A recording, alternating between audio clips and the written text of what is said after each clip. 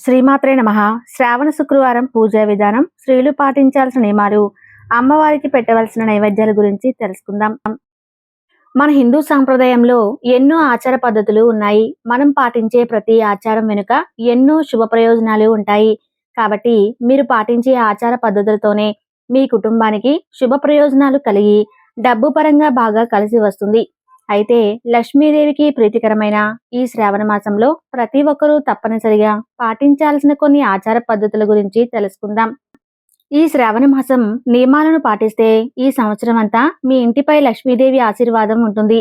ప్రతి ఒక్కరూ ఈ వీడియోకి ఒక లైక్ కొట్టి జై లక్ష్మీ మాత అని కామెంట్ చేయండి. స్త్రీలు సుమంగలిగా ఉండాలని, మీ భర్త ఆయురారోగ్యాలతో అష్టైశ్వర్యాలతో జీవించాలన్నా ఈ శ్రావణ మాసంలో పెళ్లి అయిన ఆడవారు తప్పనిసరిగా కొన్ని పద్ధతులను పాటించాలి. ఈ శ్రావణ మాసంలో అమ్మవారిని పూజించే ఆడవారు తప్పనిసరిగా ఉపవాసం ఉండాలి. మీ కుటుంబ క్షేమం కోసం, అలాగే మీ భర్త ఆయుష్ కోసం ఈ శ్రావణ మాసంలో తప్పనిసరిగా ఆడవాళ్ళు ఉపవాసం ఉండాలి.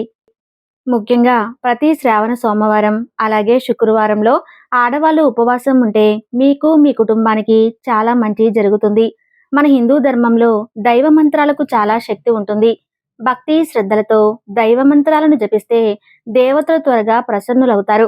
కాబట్టి ఈ శ్రావణ మాసంలో వీలైనంత ఎక్కువగా ఓం శ్రీ మహాలక్ష్మియే నమః అనే మంత్రాన్ని చదవండి. లక్ష్మీ ఆశీస్సులు సంపూర్ణంగా కలుగుతాయి.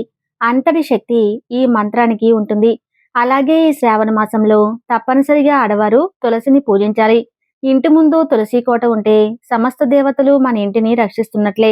లక్ష్మీనారాయణులు కొలువే ఉన్న తులసిని పూజించిన వారికి ఈ సంవత్సరం అంతా భోగభాగ్యాలకు కొరత ఏర్పడకుండా సర్వ సౌఖ్యాలను అనుభవిస్తారు. మీ ఇంటికి విపరీతమైన ధన ప్రవాహం పెరుగుతుంది. కాబట్టి ఈ శ్రావణ మాసంలో తప్పనిసరిగా ప్రతి ఒక్కరూ తులసిని పూజించి లక్ష్మీనారాయణుల ఆశీర్వాదాన్ని పొందండి. మంగళకరమైన ఈ శ్రావణ మాసంలో సుమంగళి స్త్రీలు ప్రతినిత్యం కాళ్ళకు పసుపు రాసుకుని పాపిట్లో కుంకుమ బొట్టు పెట్టుకోవాలి. చేతులు నిండుగా మట్టి గాజులు వేసుకోవాలి. అలాగే ప్రతి స్త్రీ తప్పనిసరిగా కాళ్ళకు వెండి పట్టీలు పెట్టుకోవాలి. పట్టీలు పెట్టుకొని ఆడవాళ్ళు నడుస్తూ ఉంటే ఆ పట్టీల నుండి వచ్చే గజ్జల శబ్దంతో లక్ష్మీదేవి మీ ఇంట్లోకి ప్రవేశిస్తుంది. గజ్జల మోత ఎక్కడైతే వినిపిస్తుందో అక్కడ లక్ష్మీదేవి స్థిర నివాసం ఉంటుంది. కాబట్టి పూర్వ రోజుల్లో ఇంట్లో ఉన్న ఆడపిల్లలందరూ చేతుల నిండుగా గాజులు వేసుకుని కాళ్ళకు పట్టీలు పెట్టుకునేవారు. ఇక స్త్రీలు దీర్ఘసుమంగలిగా ఉండాలంటే ఈ శ్రావణ మాసంలో తప్పనిసరిగా మంగళగౌరి వ్రతాన్ని చేసుకోండి. మంగళగౌరి వ్రత మహత్యం గురించి స్వయంగా శ్రీకృష్ణుడు వివరించాడట. కాబట్టి ఇంతటి శక్తివంతమైన మంగళగౌరి వ్రతాన్ని ప్రతి స్త్రీ ఆచరించి దీర్ఘసుమంగళి యోగాన్ని పొందండి. ఆడవారు మంగళగౌరి వ్రతాన్ని చేసుకుంటే మీ భర్త ఆయుష్ పెరుగుతుంది. అలాగే సిరి సంపదలు కలిసి వస్తాయి. ఇక అత్యంత శక్తివంతమైన వ్రతం వరలక్ష్మి వ్రతం. ప్రతి స్త్రీ తప్పనిసరిగా చేసుకోవాల్సిన వ్రతమే వరలక్ష్మి వ్రతం. ఈ ఒక వ్రతాన్ని చేసుకుంటే చాలు, అష్టలక్ష్ములను పూజించినంత పుణ్య ఫలితం లభిస్తుంది. మీకు రాబోయే ఆపదలన్నీ తొలగిపోయి సంపూర్ణమైన లక్ష్మీ కటాక్షంతో ధనధాన్యాలకు కొరత ఏర్పడకుండా మీ కుటుంబానికి అఖండ రాజయోగం కలుగుతుంది.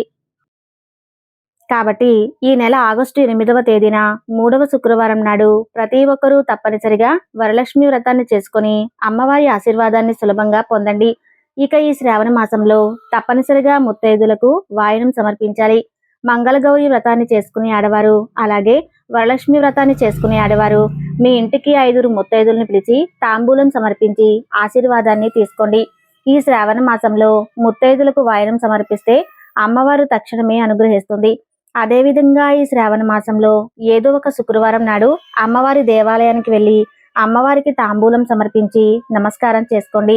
స్వయంగా మన చేతుల మీదుగా అమ్మవారికి తాంబూలం సమర్పిస్తే ఆ అమ్మవారి చల్లని చూపు ఎల్లవేళలా మన కుటుంబంపై పడుతుంది.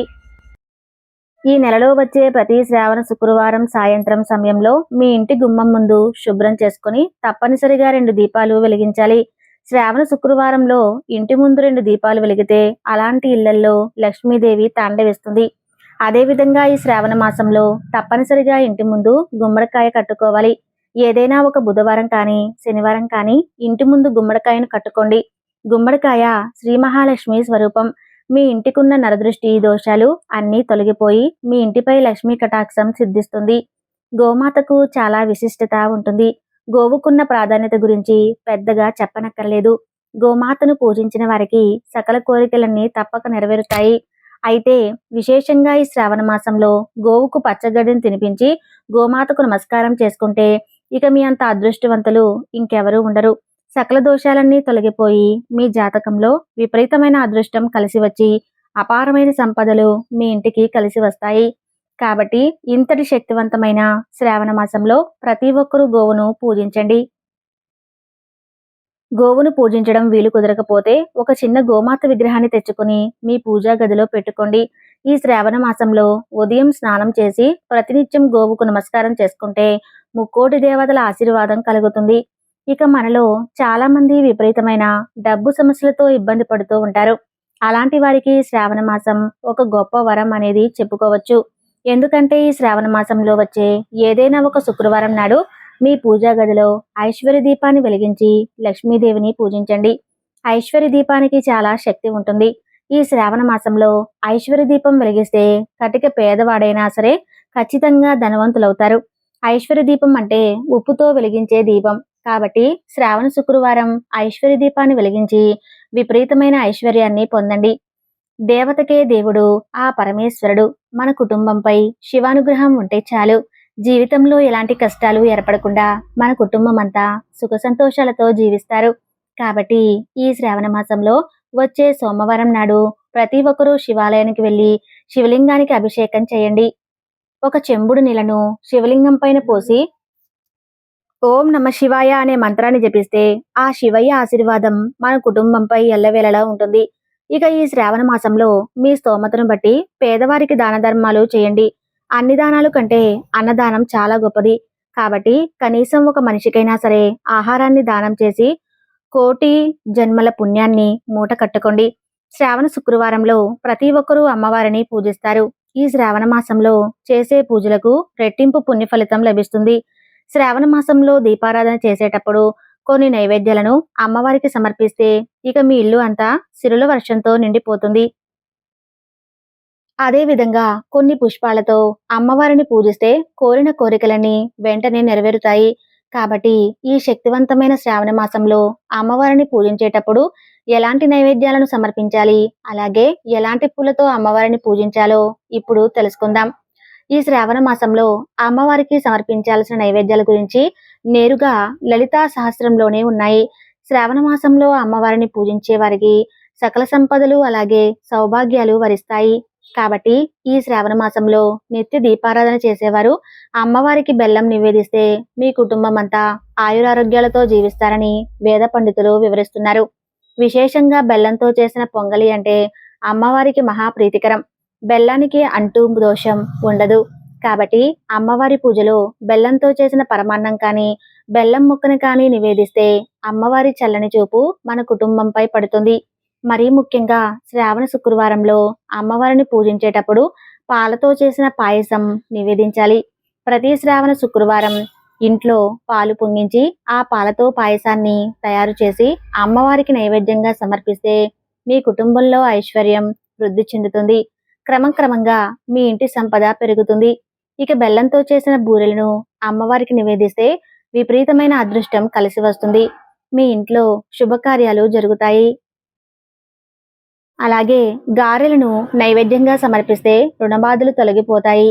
కాబట్టి ఆర్థిక సమస్యలతో బాధపడేవారు అలాగే అప్పుల సమస్యలతో ఇబ్బంది పడేవారు మినపప్పుతో చేసిన గారెలను అమ్మవారికి నివేదించండి. ఆర్థిక సమస్యలన్నీ తొలగిపోతాయి. అదేవిధంగా తెల్లటి అన్నాన్ని ఇష్టపడే తల్లి ఆ లక్ష్మీదేవి. తెల్లటి అన్నం అంటే కొబ్బరి అన్నం అని అర్థం. అమ్మవారి పూజలో కొబ్బరి అన్నాన్ని నివేదిస్తే మనం తెలియక చేసిన పాపాలన్నీ తొలగిపోతాయి. ఆ అమ్మవారి అనుగ్రహం మన కుటుంబంపై ఎల్లవేళలా ఉంటుంది. దీర్ఘకాలిక అనారోగ్య సమస్యలతో బాధపడేవారు బెల్లం పానకాన్ని తయారు చేసి అమ్మవారి పూజలో నైవేద్యంగా సమర్పించండి. తద్వారా మంచి ఆరోగ్యం లభిస్తుంది. మీ కుటుంబం అంతా ఆయురారోగ్యాలతో జీవిస్తారు. వడపప్పులు నైవేద్యంగా సమర్పిస్తే కోరిన కోరికలన్నీ త్వరగా నెరవేరుతాయి. ఇక వివాహ ప్రయత్నాలు చేసేవారు, ఉద్యోగం కోసం ఎదురు చూసేవారు అమ్మవారికి నైవేద్యంగా దోసలు సమర్పించండి. బియ్యపిండితో చేసిన దోసలను అమ్మవారికి నివేదిస్తే వివాహం కాని వారికి మంచి సంబంధాలు కుదురుతాయి. అలాగే ఉద్యోగ ప్రయత్నాలు చేసేవారికి మంచి ఉద్యోగం లభిస్తుంది. వ్యాపారంలో అధిక లాభాలు రావాలంటే అలాగే ఉద్యోగం చేసేవారికి ప్రమోషన్లు రావాలంటే అమ్మవారికి రవ్వ కేసరి నివేదించండి. అలాగే పెసరపప్పును నానబెట్టి అందులో కాస్త బెల్లం కలిపి అమ్మవారికి నివేదించాలి. లేదా పెసరపప్పుతో పాయసం తయారు చేసి అమ్మకు నైవేద్యంగా సమర్పిస్తే అమ్మవారి కరుణా కటాక్షాలను సులభంగా పొందవచ్చు. అమ్మవారికి ఎంతో ఇష్టమైన పూలు మందార పుష్పాలు. ఈ శ్రావణ మాసంలో మందార పూలతో అమ్మవారిని పూజిస్తే అమ్మవారి ఎంతో సంతోషిస్తుంది. అదేవిధంగా ఎరుపు రంగు గన్నేరు పూలతో అమ్మవారిని పూజిస్తే బంగారం వెండి ఆభరణాలను ఎక్కువగా కొనుగోలు చేస్తారు. ఇక తెలుపు రంగులో ఉండే సన్నజాజి పువ్వులు అలాగే మల్లెపూలతో లక్ష్మీదేవిని పూజిస్తే కోరిన కోరికలను వెంటనే నెరవేరుతాయి. అయితే విశేషంగా వరలక్ష్మి వ్రతం చేసేటప్పుడు నీలం రంగులో ఉన్న శంకు పుష్పాలతో అమ్మవారిని పూజిస్తే మీ పూజకు రెట్టింపు పుణ్య ఫలితం లభిస్తుంది. ఇక చాలా మంది ఇళ్లలో తరచూ శుభకార్యాల్లో ఆటంకాలు ఏర్పడతాయి. అలాగే కొంతమంది కుటుంబంలో ఎల్లప్పుడూ కలహాలు ఏర్పడతాయి. అలాంటి వారు అమ్మవారికి నైవేద్యంగా పులిహోర సమర్పించి ఆ పులిహోర ప్రసాదంగా అందరికీ పంచిపెడితే ఇక మీ ఇంట్లో అన్ని శుభాలే జరుగుతాయి. కుటుంబంలో ఆనందాలు పెరుగుతాయి. అమ్మవారికి అత్యంత ఇష్టమైన నైవేద్యాలలో దద్దోజనం ఒకటి. దద్దోజనాన్ని అమ్మవారికి నైవేద్యంగా సమర్పిస్తే మీకు మీ కుటుంబానికి సకల ఐశ్వర్యాలు కలుగుతాయి. అదేవిధంగా నానబెట్టిన శనగలు, కొబ్బరికాయ, అరటి పండ్లు, దానిమ్మ పండ్లు ఇలాంటి నైవేద్యాలను అమ్మవారికి సమర్పిస్తే కోరిన కోరికలన్నీ త్వరగా నెరవేరుతాయి. మీ పనుల్లో ఎలాంటి ఆటంకాలు ఏర్పడకుండా విజయాలు సాధిస్తారు. ఎర్ర గులాబీ పూలతో లక్ష్మీదేవిని పూజిస్తే మీ కుటుంబానికి అష్టైశ్వర్యాలు ప్రాప్తిస్తాయి. ఇక మానసిక ప్రశాంతతను కోరుకునేవారు తెలుపు రంగు గులాబీ పూలతో అమ్మవారిని పూజించండి. అలాగే చామంతి పూలతో అమ్మవారిని పూజిస్తే మీ కుటుంబంలో ఎలాంటి సమస్యలు ఏర్పడకుండా అమ్మవారు మీ కుటుంబాన్ని రక్షిస్తుంది. ఈ శ్రావణ మాసంలో చేసే పూజలకు అలాగే దాన ధర్మాలకు కొన్ని వేల రెట్లు అధికంగా పుణ్య ఫలితాన్ని పొందవచ్చు. ఒక్క శ్రావణ శుక్రవారమే కాకుండా ఈ నెలలో వచ్చే ప్రతి శ్రావణ మంగళవారం నాడు గౌరీదేవిని పూజించండి. అలాగే ప్రతి సోమవారం నాడు శివుడికి అభిషేకం చేయాలి. ఇక ప్రతి శనివారం నాడు తప్పనిసరిగా ఇంట్లో పిండి దీపాలు వెలిగించి వెంకటేశ్వర స్వామిని పూజించాలి. అలాగే పారిజాత పూలతో అమ్మవారిని పూజిస్తే స్వర్గప్రాప్తి కలుగుతుందని నమ్మకం. తులసి దళాలంటే విష్ణుమూర్తికి ప్రీతికరమైనవి కాబట్టి విష్ణుమూర్తికి ఇష్టమైన తులసి దళాలతో అమ్మవారిని పూజిస్తే లక్ష్మీనారాయణుల ఆశీర్వాదం సంపూర్ణంగా లభిస్తుంది. అలాగే శ్రావణ మాసం నెల రోజులు తప్పనిసరిగా తులసి కోటను పూజించాలి. ప్రతినిత్యం తులసి కోటలో దీపం వెలిగించి తులసి కోటకు ప్రదక్షిణలు చేస్తే ఈ సంవత్సరానికి సరిపడా ఐశ్వర్యం మీ ఇంటికి చేరుతుంది. విశేషంగా ఈ శ్రావణ మాసంలో ఇంట్లో దీపారాధన చేసేటప్పుడు ఆవు నెయ్యితో దీపం వెలిగిస్తే చాలా మంచిది. ఆవు నెయ్యి లక్ష్మీదేవికి ప్రీతికరమైనది కాబట్టి ఆవు నెయ్యితో దీపారాధన చేస్తే మీరు చేసే పూజలకు విశేషమైన పుణ్య ఫలితాలు లభిస్తాయి. ఇక ప్రతి శ్రావణ శుక్రవారం నాడు ఇంటికి గడపలకు తప్పకుండా పసుపు రాసి లక్ష్మీదేవిని విశేషంగా అలంకరించి ఇంట్లో పూజ చేసుకోవాలి. విశేషంగా ఈ శ్రావణ మాసంలో తమలపాకుల పైన దీపారాధన చేస్తే చాలా మంచిది. సంపదలకు దేవత అయిన లక్ష్మీదేవికి కొబ్బరికాయ అంటే మహాప్రీతి కాబట్టి ప్రతి శుక్రవారం తప్పనిసరిగా అమ్మవారి పూజలో కొబ్బరికాయలు నివేదించండి. ఇక లక్ష్మీదేవికి ఎంతో ఇష్టమైన జంతువు ఏనుగు కాబట్టి లక్ష్మీదేవి పూజలో తప్పనిసరిగా చిన్న సైజులో ఉన్న ఏనుగు విగ్రహాలను ఏర్పాటు చేసుకోండి. మీ శక్తి కొలది అమ్మవారికి ఏం నివేదించినా భక్తి శ్రద్ధలతో అమ్మవారిని పూజించండి. భక్తి శ్రద్ధలతో అమ్మవారిని పూజిస్తే అమ్మవారి అనుగ్రహం కలుగుతుంది. ఈ వీడియో మీకు నచ్చితే తప్పకుండా లైక్ చేసి ఓం లక్ష్మీదేవియే నమః అని చిన్న కామెంట్ చేయండి.